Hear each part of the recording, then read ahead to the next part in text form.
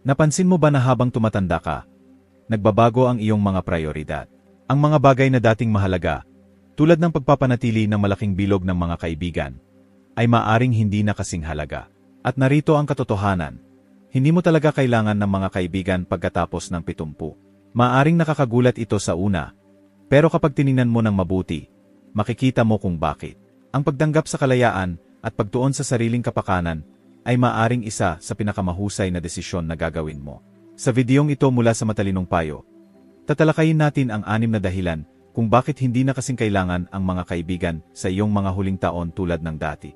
Alamin natin kung paano mapapabuti ng iyong mindset, personal na kalayaan, at maging ang iyong kalusugan kapag itinigil mo ang pag-aalala sa pagpapanatili ng mga kaibigang hindi na nagsisilbi sa iyo.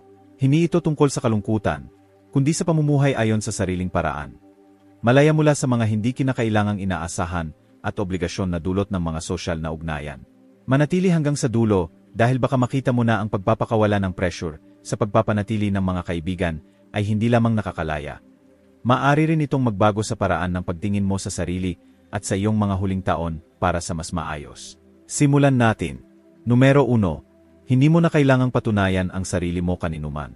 Isa sa pinakamalaking dahilan kung bakit hindi mo na kailangan ng mga kaibigan pagkatapos ng 70 ay dahil nalagpasan mo na ang yugto ng buhay kung saan mahalaga ang sosyal na pagpapatunay.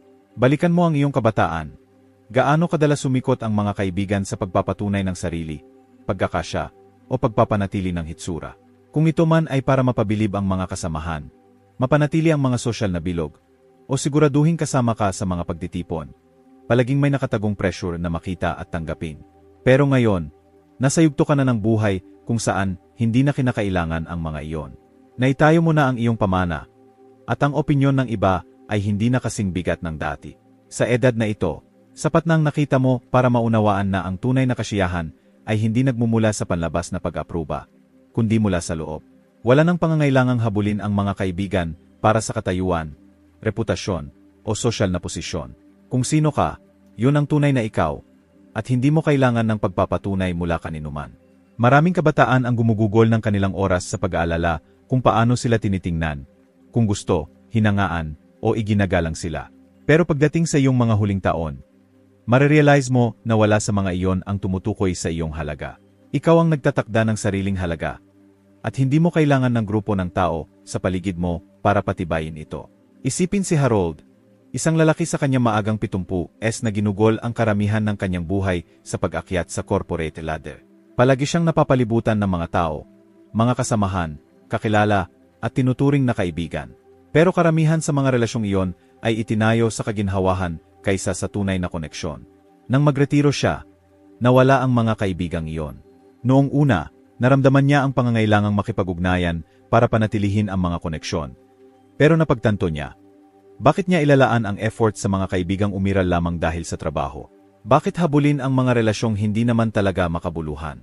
Sa halip na panatilihin ang mga kaibigan dahil sa ugali, inilipat ni Harold ang kanyang focus sa sarili. Nagsimula siyang maglaan ng oras sa personal na mga libangan, muling natuklasan ang mga dating interes, at higit sa lahat, itinigil niya ang pag-aalala sa pagpapabilib sa iba. Natuklasan niya na nang wala ang pressure ng pagpapanatili ng mga kaibigan, mas naging malaya siya. Wala nang sapilitang small talk, wala nang sosyal na obligasyon, wala nang pag-aalala kung gusto siya ng iba o hindi. Siya ay simpleng namumuhay para sa sarili. At sa unang pagkakataon sa mahabang panahon, maganda ang pakiramdam nito. At iyon ang susi, kapag hindi mo na hinintay ang pagpapatunay mula sa iba. Marerealize mo kung gaano karaming enerhiya ang nasayang sa mga kaibigang hindi nagdadagdag ng tunay na halaga sa iyong buhay. Hindi mo na kailangang patunayan ang sarili mo kaninuman. Hindi mo na kailangang makipagsabayan sa inaasahan ng iba. Ang tanging hinintay mo na lang ay ang sarili mo. Numero 2, mas nagiging mahalaga ang kapayapaan kaysa sa pakikisalamuha. Habang tumatanda ka, may nagbabago, mas nagiging mahalaga ang kapayapaan kaysa sa pakikisalamuha. Noong kabataan mo, maaring naramdaman na kinakailangan ang pagiging kasama ng mga tao. Ang ingay, ang mga pagtitipon, ang mga pag-uusap, lahat iyon ay bahagi ng isang buhay na maayos. Pero habang lumilipas ang panahon, mas nagsisimula kang magpahalaga sa katahimikan.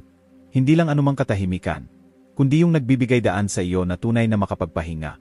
Malaya mula sa hindi kinakailangang drama, obligasyon, at sosyal na pagod. Maraming kaibigan, kahit ang mga mabuti, ay may kasamang antas ng responsibilidad. May mga tawag na kailangang sagutin, mga imbitasyon na tatanggapin, at mga hindi binibigkas na inaasahan na panatilihin ang ugnayan. Hindi masama ang mga kaibigan, pero sa isang punto, maaring magsimula itong maramdaman na mas maraming effort kaysa sa halaga nito. Ang totoo, hindi mo kailangang gumugol ng oras sa pagsisikap na makipagsabayan sa iba. Hindi mo kailangang maramdaman na kailangan kang maging available dahil lang inaasahan ito ng iba. Nasa yugto ka na ng buhay kung saan ang oras mo ay sa iyo. At ikaw ang magpapasya kung paano ito gagamitin. Halimbawa, si Margaret, 74 taong gulang, ay dating may malaking bilog ng mga kaibigan, mga tanghalian, group calls, holiday gatherings, palaging puno ang kanyang kalendaryo. Pero habang lumilipas ang mga taon, napansin niya na maraming sosyal na pakikipag-ugnayan ang nakakapagod sa halip na nakakapukaw ng kasiyahan. Ang mga pag-uusap ay naging paulit-ulit. Ang parehong mga kwento ay sinasabi ng paulit-ulit. May mga kaibigang tumawag lang para magreklamo. Ang iba ay mas interesado sa tsismis kaysa sa makabuluhang usapan. Ang saya ng pagsasama ay unti-unting naging isang gawain na hindi na niya kinagigiliwan. Isang araw, nagdesisyon si Margaret na umatras. Itinigil niya ang pakiramdam ng pagkakasala sa pagsasabi ng hindi sa mga imbitasyong hindi siya nasasabi. Pinakawalan niya ang pressure na agad sumagot sa bawat tawag o text. Sa halip, niyakap niya ang katahimikan. Natuklasan niya na ang oras na dating ginugol sa pamamahala ng mga kaibigan ay naging kanya na para gamitin ayon sa kanyang nais. Mas mahaba ang kanyang mga paglalakad, naglaan ng oras sa kalikasan, nagbasa ng mga librong matagal na niyang gustong basahin. Higit sa lahat, napagtanto niya na ang pag-iisa ay hindi nakakabagot, ito ay payapa. At iyon ang kagandahan ng yugtong ito ng buhay. Hindi mo na kailangang punuin ang iyong mga araw ng patuloy na aktibidad o pag-uusap para lang maramdaman na konektado ka. Masisiyahan ka sa sariling kasama nang hindi nangangailangan ng patuloy na pagpapatunay mula sa iba. Pipiliin mo ang kapayapaan kaysa sa pressure. Kalmado kaysa sa kaguluhan. Kung naramdaman mo na ang pagkakasala sa pag-urong mula sa mga sosyal na obligasyon, alalahanin ito. Hindi ka umiiwas sa buhay, ikaw ay yumayakap sa bagong uri ng kasiyahan, yung nagmumula sa loob, yung hindi umaasa sa iba. At ang ganitong uri ng kapayapaan, lalong bumubuti habang tumatanda ka. Kung nanonood ka pa rin ng videong ito mula sa matalinong payo at nakikita ang halaga ng mga insight na ito, mangyaring magkomento ng numero 2 sa ibaba para malaman ko na nandito ka. At kung hindi ka pa nakasubscribe sa Matalinong Payo, inirerekomenda ko na mag-subscribe at i-on ang bell para hindi ka makaligtaan ng anumang video. Ngayon, magpatuloy tayo. Numero 3, mas kaunting kaibigan, mas kaunting pagkabigo. Isa sa pinakamahirap na aral sa buhay ay ang pagkakaintindi na hindi lahat ng tinuturing mong kaibigan ay tunay na nandyan para sa iyo. Sa paglipas ng mga taon, malamang naranasan mo na ito. Mga dating malapit na kaibigan na unti-unting lumayo, mga kaibigang naging malayo noong kailangan mo sila, o mga relasyong naging one-sided. At pagdating sa 70, nagsisimula kang maunawaan na ang mas kaunting kaibigan ay hindi lang nangangahulugang mas kaunting sosyal na obligasyon, kundi mas kaunting pagkabigo rin. Ang mga kaibigan, kahit gaano kalakas, ay may kasamang mga inaasahan. Inaasahan na mag-check-in, maging available, magbigay ng suporta. Pero ano ang mangyayari kapag hindi natugunan ang mga inaasahang iyon? Pagkabigo, tumawag ka, pero hindi sila tumawag pabalik. Gumawa ka ng effort, pero hindi nila ito tinumbasan. Napapagbigyan mo sila ng higit kaysa sa natatanggap mo. At sa yugtong ito ng buhay, kailangan mo pa ba ng ganoong uri ng stress? Ang sagot ay hindi. Halimbawa, si William, 78 taong gulang, ay nakakita ng mga kaibigang dumating at umalis. Ang ilan ay natural na natapos. Ang iba ay nawala dahil napagtanto niya na siya lang ang naglalagay ng effort. May mga kakilala siya sa loob ng dekada na biglang naging abala, masyadong distracted, o hindi interesado na panatilihin ang tunay na koneksyon. Noong una, nasaktan siya. Nagtaka siya kung ano ang mali niyang ginawa, kung bakit parang nakalimutan siya ng ilang tao. Pero napagtanto niya, hindi siya ang nagbago. Itinigil niya lang ang pagtitiis sa mga kaibigang hindi mutual. Iyon ang punto, kapag binitawan mo ang ideya na kailangan mo ng malaking grupo ng mga kaibigan. Binitawan mo rin ang mga pagkabigong dulot ng hindi natugunan na mga inaasahan. Hindi mo na kailangang maging frustrated kapag may hindi nag-check-in. Hindi mo na kailangang maging disappointed kapag nawala ang isang kaibigan. Sa halip, nakatutok ka sa pinakamahalagang tao sa iyong buhay, ang sarili mo. At hindi ito nangangahulugang kailangan mong mag-isolate. Nangangahulugan lang ito na pinipili mo ang kalidad kaysa sa dami. Sa halip na panatilihin ang mahabang listahan ng mga kakilala, inuuna mo ang mga relasyong tunay na mahalaga, yung nagdudulot ng saya at hindi nangangailangan ng effort para mapanatili. Kung ito man ay pamilya, isang panghabambuhay na kaibigan, o kahit isang malakas na koneksyon sa sarili, iyon ang mga relasyong mahalaga. Kung naramdaman mo na ang mga kaibigan ay nagdulot ng mas maraming stress kaysa saya, alalahanin na okay lang na umatras. Okay lang na pumili ng simplicity kaysa sa komplikasyon, kapayapaan kaysa sa frustration. Hindi mo kailangan ng mahabang listahan ng mga kaibigan para maramdaman ang kasiyahan. Kailangan mo lang bitawan ang mga hindi tunay na nandiyan para sa iyo. Kung nanonood ka pa rin ng videong ito mula sa Matalinong Payo, mangyaring magkomento ng numero 3 sa ibaba para malaman ko na nandito ka. Numero 4, mas nagiging mahalaga ang iyong oras. Habang tumatanda ka, napagtatanto mo na ang oras ang iyong pinakamahalagang yaman. Noong kabataan mo, pakiramdam mo ay palaging may mas maraming oras. Mas maraming oras para makasama ang mga kaibigan. Mas maraming oras para mamuhunan sa mga sosyal na bilog. Mas maraming oras para mag-alala kung sino ang nasa buhay mo at sino ang wala. Pero pagdating sa 70, nagbabago ang iyong perspektibo. Nagsisimula kang makita na ang bawat oras, bawat araw, bawat sandali ay mahalaga. At kapag naunawaan mo ang tunay na halaga ng iyong oras, natural kang nagiging mas mapili kung paano mo ito gagamitin. Ang mga kaibigan, kahit gaano ka siya, ay nangangailangan din ng oras at effort. May mga tawag na kailangang gawin, mga pagbisita na kailangang i-schedule, mga plano na kailangang panatilihin. At habang ang ilang koneksyon ay karapat-dapat na panatilihin, marami ang mga ugali lamang na dala natin mula sa nakaraan. Mga relasyong pinananatili natin dahil sa obligasyon kaysa sa tunay na kasiyahan. Sa yugtong ito ng buhay, may karapatan kang tanungin ang sarili. Ito ba ang paraan kung paano ko gustong gugulin ang aking oras? Nagdadagdag ba ng kaligayahan ang kaibigang ito? O parang isa na lang itong bagay sa aking to-do list? Isipin si Richard, isang lalaki sa kanyang maagang 80s na dating may aktibong sosyal na buhay, puno ng mga dinner party, group outing, at regular na tawag sa telepono. Pero sa paglipas ng panahon, nagsimula siyang makaramdam ng iba. Ang mahabang pag-uusap na dating kasiya siya ay naging nakakapagod. Ang mga sosyal na pagtitipon na dating nakaka-excite ay naging parang mga obligasyon.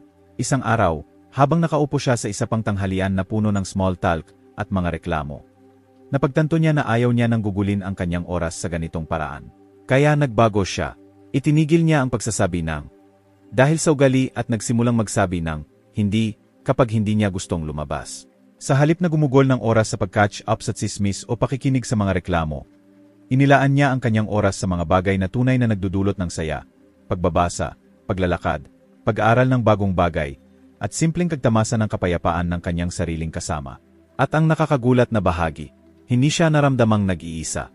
Sa katunayan, mas naramdaman niyang mas fulfilled kaysa dati dahil ginugol niya ang kanyang oras sa mga paraang mahalaga sa kanya, hindi sa mga inaasahan ng iba. Iyon ang susi, kapag binitawan mo ang mga hindi kinakailangang kaibigan, nakakakuha ka ng mas mahalagang bagay. Oras para sa sarili, oras para gawin ang mga bagay na mahal mo, oras para tamasahin ang buhay sa sariling bilis, oras para tumuon sa sariling kaligayahan sa halip na subukang tugunan ang mga pangangailangan ng iba. Kaya kung natanong mo na ang sarili kung dapat mong panatilihin ang ilang kaibigan, tanungin mo ito ba ang pinakamahusay na paggamit ng aking oras? Dahil sa yugtong ito ng buhay, wala kang utang na oras kaninuman. Nakuha mo na ang karapatang gamitin ito ayon sa gusto mo. Kung nanonood ka pa rin ng videong ito mula sa Matalinong Payo, mangyaring magkomento ng numero 4 sa ibaba para malaman ko na nandito ka. Numero 5, ang tunay na kasama ay nagmumula sa loob. Isa sa pinakamalaking maling akala tungkol sa pagtanda ay ang kailangan mo ng malaking bilog ng mga kaibigan para maging masaya. Pero ang totoo, ang pinakamahalagang kasama na maaari mong magkaroon ay ang itinayo mo sa sarili mo. Kapag umabot ka sa 70, gumugol ka na ng dekada sa pag-aaral, paglago, at pagbabago. Kilala mo ang sarili mo ng mas mahusay kaysa sa sinuman. At kasama ng kamalayan sa sarili, ay dumarating ang isang kahangahangang pagkakaintindi. Sapat ka na. Sa karamihan ng ating buhay, itinuro sa atin na hanapin ang kasama sa labas ng ating sarili. Sinasabi sa atin na ang pagiging sosyal ang susi sa kaligayahan, na ang kalungkutan ay isang bagay na dapat katakutan. Pero may pagkakaiba sa pagiging mag-isa at pagiging malungkot. Ang ilan sa mga pinakamasayang tao sa kanilang mga huling taon ay ang mga niyakap ang pag-iisa. Hindi bilang pagkakahiwalay, kundi bilang pagkakataon para sa self-discovery, pagmumuni-muni, at kapayapaan. Halimbawa, si Eleanor, 76 taong gulang, ay dating naniniwala na kailangan niyang palibutan ang sarili ng mga tao para maramdaman ang kasiyahan. Palagi siyang gumagawa ng mga plano, nagche-check-in sa mga kaibigan, pinupuno ang kanyang mga araw ng aktibidad. Pero pagkatapos ng ilang panahon, napansin niya na kahit na aktibo siya sa sosyal, madalas siyang naramdamang napapagod kaysa napapakilig. Napagtanto niya na marami sa kanyang mga kaibigan ay batay sa routine, hindi sa tunay na koneksyon. At mas masama pa, palagi siyang inaayos ang sarili para magkasya sa mga pag-uusap, para makipagsabayan sa mga sosyal na inaasahan, para maiwasan ang pakiramdam na naiiwan. Isang araw, tumigil siya. Nagdesisyon siyang gumugol ng oras sa sarili, tulad ng gagawin niya sa isang mahal na kaibigan. Gumagawa ng mga bagay na mahal niya, nakikinig sa sariling mga saloobin, tinatamasa ang sariling kasama. Naglakad siya ng mahaba nang hindi kinakailangang tumawag kaninuman. Pumunta siya sa mga cafe na may dalang libro sa halip na makipag-small talk. Gumugol siya ng mga tahimik na gabi sa pagmumuni-muni sa kanyang buhay sa halip na mag-alala sa pagpapanatili ng mga kaibigan dahil sa obligasyon. At sa kanyang pagkamangha, naramdaman niya ang mas magaan, mas masaya, at mas payapa kaysa sa mga nakaraang taon. Iyon ang hindi napapansin ng marami. Ang tunay na kasama ay hindi tungkol sa kung ilang tao ang nasa paligid mo, kundi kung gaano ka komportable sa sarili mo. Kapag itinigil mo ang pag-asa sa iba para sa entertainment, pagpapatunay, o pag-uusap, nagbubukas ka ng antas ng kalayaan na hindi nararanasan ng karamihan. Hindi mo na kailangan ng panlabas na distractions para punuin ang iyong oras. Ikaw ang nagiging sarili mong pinagmumulan ng saya, karunungan, at kasiyahan. At ang kagandahan nito, kapag tunay mong tinatamasa ang sariling kasama, naakit mo ang mga relasyong walang effort. Sa halip na habulin ang mga kaibigan dahil sa kalungkutan, natutuklasan mo na ang tamang mga tao ay natural na dumarating sa iyong buhay. Mga taong iginagalang ang iyong espasyo, naunawaan ang iyong mga halaga, nagdudulot ng kapayapaan sa halip na pressure. Kaya kung nag-alala ka na ang pagpapakawala ng mga kaibigan ay maaring mag-iwan sa iyo ng pakiramdam na nag-iisa, alalahanin ito. Ang pinakamahusay na kasama na maaari mong magkaroon ay nasa iyo na. At kapag nyakap mo iyon, marerealize mo na hindi ka talaga nag-iisa. Kung nanonood ka pa rin ng videong ito mula sa Matalinong Payo, mangyaring magkomento ng numero 5 sa ibaba para malaman ko na nandito ka. Numero 6. Ang pagpapakawala ay nagbubukas ng pinto sa mas kasiyasyang buhay. Isa sa pinakamakapangyarihang bagay na maaari mong gawin pagkatapos ng 70 ay ang pagpapakawala. Pagpapakawala ng pressure na panatilihin ang mga kaibigang hindi na nagdudulot ng saya. Pagpapakawala ng ideya na ang iyong sosyal na bilog ang tumutukoy sa iyong halaga. Pagpapakawala ng paniniwala na ang pagiging mag-isa ay nangangahulugang malungkot. Dahil sa sandaling binitawan mo ang mga inaasahang ito, binubuksan mo ang pinto sa isang buhay na mas simple, mas malaya, at mas kasiyasya. Maraming tao ang humihintay sa mga kaibigan dahil sa ugali. Kahit na ang mga relasyong iyon ay hindi na nagdadagdag ng halaga sa kanilang buhay. Dumadalo sila sa mga pagtitipong hindi nila kinagigiliwan, sumasagot sa mga tawag dahil sa obligasyon, at pinapanatili ang mga hitsura dahil iyon ang palagi nilang ginawa. Pero paano kung hindi mo kailangang gawin ang alinman sa mga iyon? Paano kung binigyan mo ang sarili mo ng pahintulot na bitawan ang mga kaibigang parang trabaho, at sa halip ay tumuon sa mga bagay na tunay na nagdudulot ng kaligayahan? Isaalang-alang si James, isang lalaki sa kanyang huling 70s na dating naniniwala na ang pananatiling aktibo sa sosyal ay ang susi sa maayos na pagtanda. Ginawa niya ang effort na makipag-ugnayan sa mga lumang kaibigan. Kahit na ang mga kaibigang iyon ay naging malayo o mababaw. Pinuno niya ang kanyang mga araw ng mga sosyal na obligasyon. Iniisip na ang pananatiling abala ay nangangahulugang pananatiling fulfill. Pero isang araw, napagtanto niya na hindi niya ito kinagigiliwan. Ang mga pag-uusap ay naging kaulit-ulit. Ang mga pagtitipon ay parang mga routine. At sa kaloob-looban, mas naramdaman niyang napapagod kaysa konektado. Kaya nagpasya siya. Itinigil niya ang pagpilit sa mga kaibigang hindi na makabuluhan. Sa halip, inuna niya ang tunay na mahalaga sa kanya. Gumugol siya ng mas maraming oras sa labas, tumuon sa kanyang kalusugan, natuto ng mga bagong bagay, at nyakap ang kalayaang dulot. Hindi pagtugon sa inaasahan ng iba. At sa paggawa nito, natuklasan niya ang isang bagay na kahanga-hanga. Naramdaman niya ang mas magaan, mas masaya, at mas payapa kaysa dati. Iyon ang bagay tungkol sa pagpapakawala. Hindi ito nangangahulugang pagsasara ng sarili mula sa mundo. Nangangahulugan ito ng paglikha ng espasyo para sa tunay na nagbibigay kasiyahan sa iyo. Nangangahulugan ito ng pagkilala na ang iyong kaligayahan ay hindi nakatali sa kung ilang tao ang nasa paligid mo, kundi kung gaano ka kaayon sa buhay na talagang gusto mong mabuhay. At narito ang mangyayari kapag niyakap mo ang mindset na ito. Ititigil mo ang pag-aalala kung sino ang nasa buhay mo at sisimulang tumuon sa kung ano ang nagdudulot ng saya. Nagsisimula kang magpahalaga sa maliliit na bagay. Paggising sa isang tahimik na umaga, pagtamasa ng isang libangan ng walang distraction, pakiramdam ng kapayapaan sa sariling mga saloobin.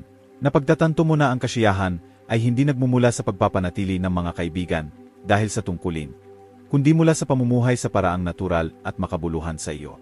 Kaya kung naramdaman mo na dapat kang gumawa ng higit pa para mapanatili ang mga kaibigan, tanungin mo ito sa sarili.